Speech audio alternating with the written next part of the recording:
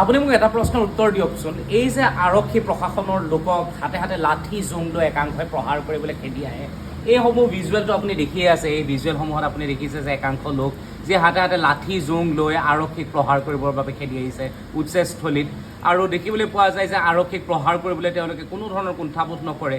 তেওঁলোকক এবাৰ ভালদৰে চাওকচোন, এবাৰ ভালদৰে চাওক তেওঁলোকক।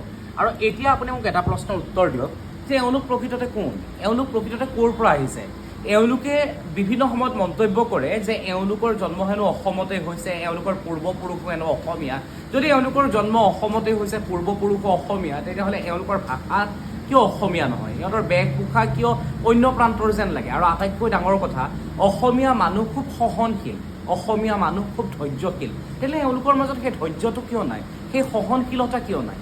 এনে হাজাৰ প্ৰশ্ন এতিয়া সৃষ্টি হৈছে যে এতিয়া হাতে হাতে লাঠি জোং কেৱল পুৰুষসকলেই নহয়, মহিলাসকলেও লৈ আহে, হাতত ইটা লৈ আহে, শিশুসকলেও লৈ আহে, বুলডোজাৰ পৰ্যন্ত ভাঙে। প্ৰশ্ন হয় যে এওঁলোক প্ৰকৃততে কোন আৰু ক'ৰ পৰা আহিছে, আৰু যেতিয়া উচ্ছেদ হয় তাৰপিছত এওঁলোক ক'লৈ যায়। এই প্ৰশ্নটোৰ উত্তৰটো এবাৰ আপুনি নিজে মনৰ মাজত যদি বিচাৰি পাইছে কমেণ্টত লিখিবচোন।